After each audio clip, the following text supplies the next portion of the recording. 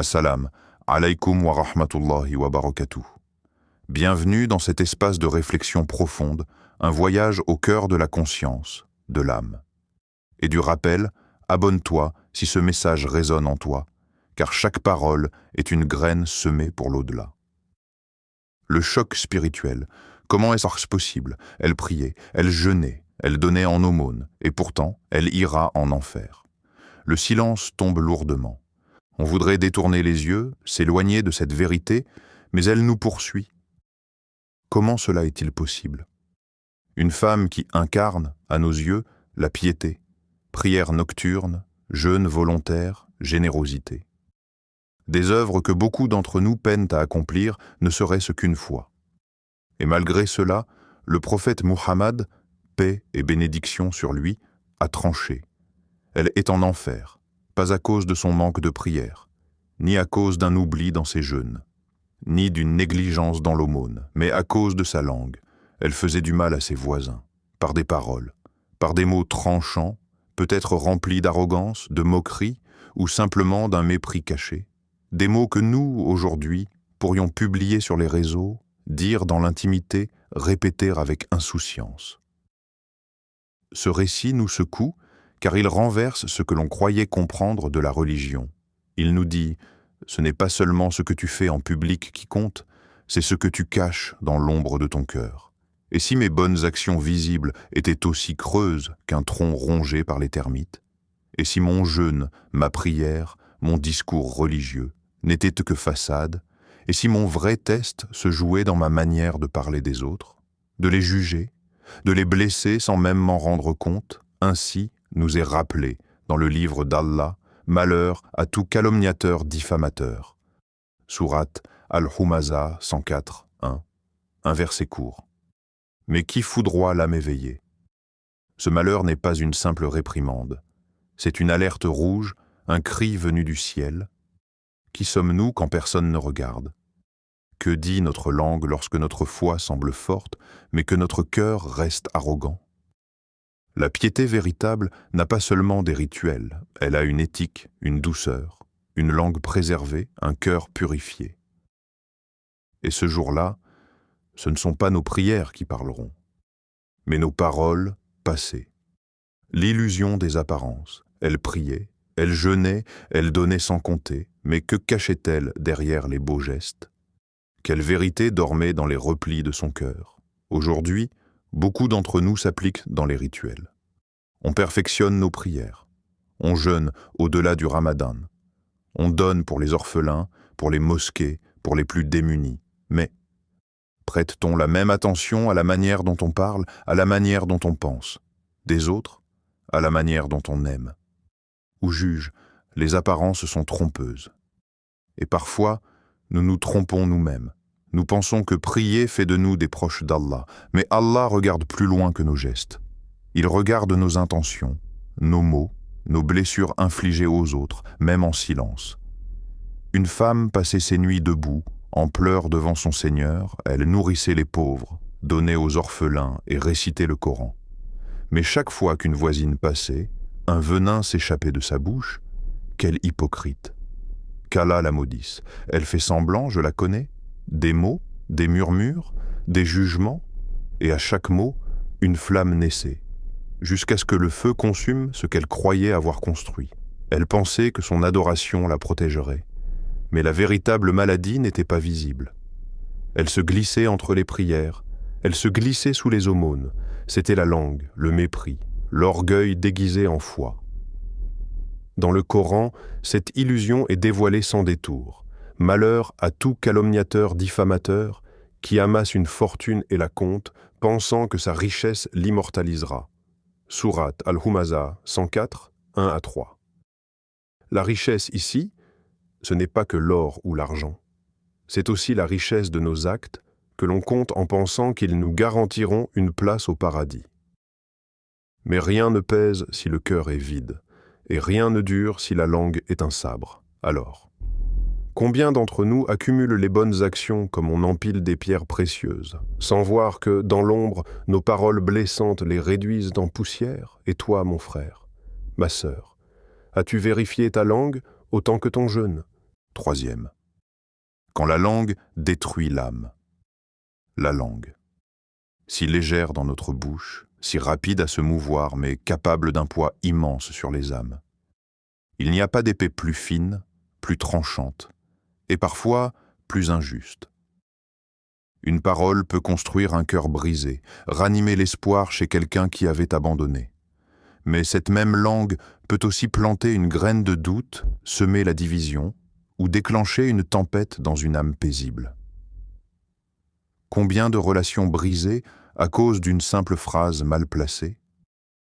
Combien d'amitiés détruites, de familles séparées, de frères en islam qui ne se parlent plus à cause d'un mot glissé dans le dos de l'autre? Le prophète, paix sur lui, l'a dit clairement. Ce qui fait entrer le plus de gens en enfer, c'est la bouche et les parties intimes, rapporté par At-Tirmidhi. Il n'a pas dit que ce sont les guerres ou les armes, mais nos propres paroles. Les mots qui sortent sans réflexion, sans crainte d'Allah. Chaque calomnie, chaque moquerie, chaque rumeur lancée comme un venin est enregistrée, pesée et jugée. Et ce jugement n'est pas léger. Et si Allah me jugeait uniquement par ce que je dis des autres en leur absence? Où irais-je? Il existe un poison qui ne se boit pas, mais qui se parle. Et dans ce silence, après nos mots, Allah entend tout. Il voit tout. On peut tromper une oreille humaine, mais jamais lui. Comme le rappelle ce passage puissant du Coran. Il ne prononce pas une parole sans avoir auprès de lui un observateur prêt à l'inscrire. Sourate Kaf, 50-18. Même dans le secret de la nuit, même dans une simple blague, ta langue peut être un pont vers le paradis ou une pierre sur ton propre chemin vers l'enfer. Alors, aujourd'hui, que dira ta langue? Une bénédiction ou une condamnation? Quatrième. L'adoration vraie, celle qui transforme le cœur. L'adoration n'est pas un geste. Ce n'est pas seulement le fait de se lever, de s'incliner, de poser son front sur le sol, c'est un miroir. Un reflet sincère de ce qu'il y a dans le cœur. Celui qui prie, mais dont le regard reste dur, n'a pas encore prié comme il faut. Celui dont la langue reste acérée n'a pas encore connu la douceur du dhikr. Et celui dont le cœur reste sec n'a pas encore goûté à la lumière de la soumission. Car la vraie adoration laisse une trace, une empreinte sur le caractère. Ce n'est pas l'apparence du croyant qu'Allah regarde, le prophète, paix sur lui, l'a dit clairement. Allah ne regarde pas vos corps ni vos visages, mais il regarde vos cœurs et vos actions, rapporté par Muslim. C'est dans ce lieu invisible, dans cette chambre intérieure que personne ne voit, que se joue notre véritable foi, là où personne ne peut mentir, là où tout est nu face à Allah. Si ma prière ne m'éloigne pas du mal, si mes invocations ne m'adoucissent pas, alors peut-être que je fais les gestes, sans y déposer mon âme. Il ne suffit pas de prier. Encore faut-il que cette prière me fasse pleurer, me faire peur, me rendre meilleur.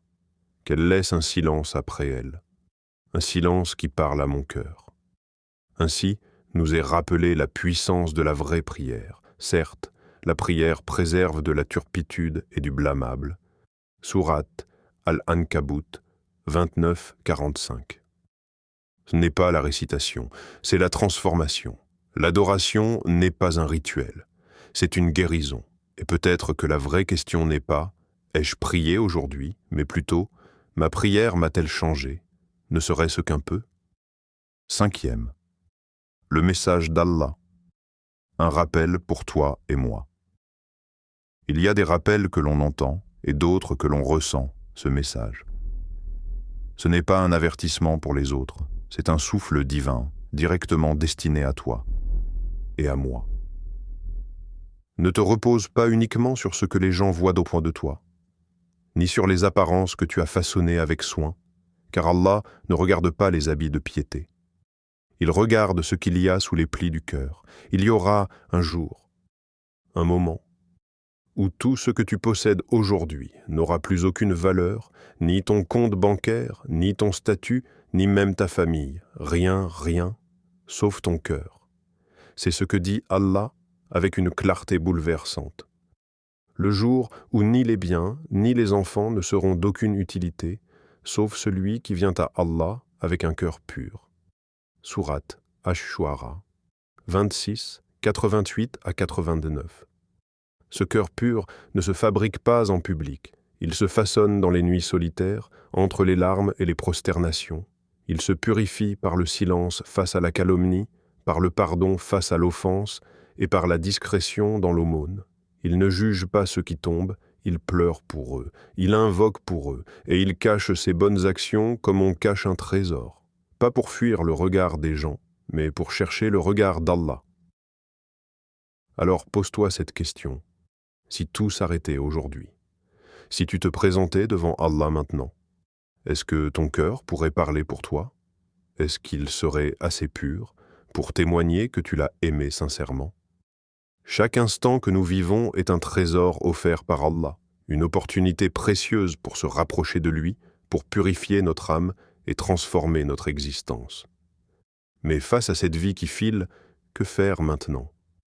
Par où commencer pour changer vraiment, au-delà des apparences? Pour avancer sur ce chemin, prends un moment et pose-toi ces 3 questions essentielles. Elles ne sont pas simplement des interrogations, mais des miroirs où se reflète la vérité de ton cœur. La première, ma langue défend-elle les gens, ou les détruit-elle? Les mots ont un pouvoir immense. Ils peuvent bâtir ou démolir, guérir ou blesser. Le prophète Muhammad, paix sur lui, nous rappelle que la foi véritable se manifeste aussi par la maîtrise de notre parole. Savoir choisir ses mots avec sagesse, c'est un acte de piété. Si ta langue est une source de bien, de soutien et de justice, alors ton cœur commence à s'élever. Mais si elle est un champ de bataille où fleurissent la médisance, la calomnie ou la rancune, alors il est temps de revenir à Allah et de demander sa lumière. Ensuite, interroge-toi. Est-ce que ma prière change mon caractère? La prière n'est pas seulement un rituel extérieur, mais une rencontre intime avec Allah qui doit façonner notre être. Si après chaque prière tu ressens que ton cœur s'adoucit, que ta patience grandit, que ta colère s'apaise, alors ta prière porte ses fruits. Sinon, il était nécessaire de repenser cette relation, de ne pas laisser la prière devenir un simple automatisme, mais un véritable souffle pour ton âme. Enfin, la question la plus bouleversante. Si je mourais ce soir, est-ce que j'ai nettoyé mon cœur? Ou juste mon apparence? L'illusion du paraître est un piège redoutable. On peut masquer ses failles, se montrer pieux aux yeux des autres, mais le jugement d'Allah se penche sur ce que cache notre cœur. Ce cœur qu'il connaît parfaitement, avec ses fêlures, ses secrets et ses vérités. La purification du cœur est un travail constant, un retour à soi-même et à Allah. Allah dit avec force dans le Coran « Ceux qui ont cru et dont les cœurs se tranquillisent à l'évocation d'Allah. N'est-ce pas par l'évocation d'Allah que se tranquillisent les cœurs » Sourate Ar-Ra'd 13h28.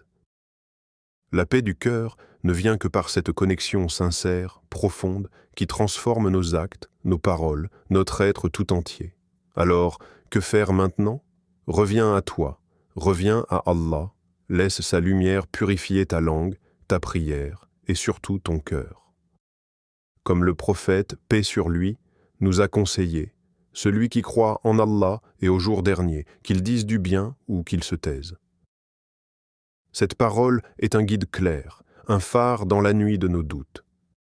Parole ou silence, choisis ce qui élève ton âme et honore ta foi. Ne sois pas cette femme dont le feu a consumé les bonnes actions. Sois celle dont la douceur a éteint les flammes de la colère.